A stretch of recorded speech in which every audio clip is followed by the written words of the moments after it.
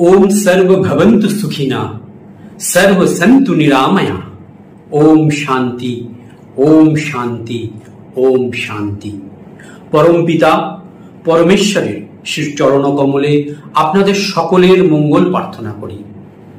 এই চ্যানেলে বর্ণিত সুপ্রাচীন বৈদিক প্রতিকারের উপায়গুলো আপনারা পৃথিবীর যে কোনো প্রান্তেই বসে থাকুন না কেন সেখান থেকেই এই উপায়গুলো প্রয়োগ করুন।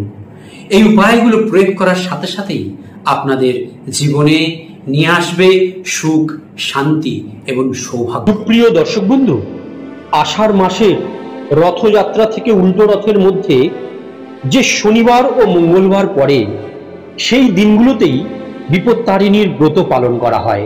এই বছর আগামীকাল 9 জুলাই এবং আগামী 13 জুলাই পালিত হবে এই ব্রত। হিন্দু ধর্মে বিপত্তারিণী ব্রতের গুরুত্ব অনেক। দেবী দুর্গার 108 অবতারের অন্যতম এবং দেবী সংকট নাশিনীর একটি রূপ হলেন মা বিপত্তারিণী। বিশ্বাস অনুযায়ী ভক্তি মনে এই পুজো করলে যে কোনো বিপদ থেকেই রক্ষা পাওয়া যায়। এই দিন সবাই 13টি গিট বিশিষ্ট লাল রক্ষাসূত্র বেঁধে থাকেন নিজের এবং পরিবারের মঙ্গল কামনায়।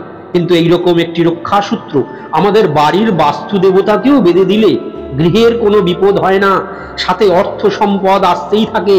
আমাদের বাস্তু দেবতার মাথা থাকে ঈশান কোণে আর ডান হাত থাকে অগ্নিকোণে। তাই লাল একটি রক্ষাসূত্র বিপত্তারিণী মায়ের কাছ থেকে নিয়ে গৃহের অগ্নিকোণে কোনো একটি শুদ্ধ পাত্রের মধ্যে রেখে দিন।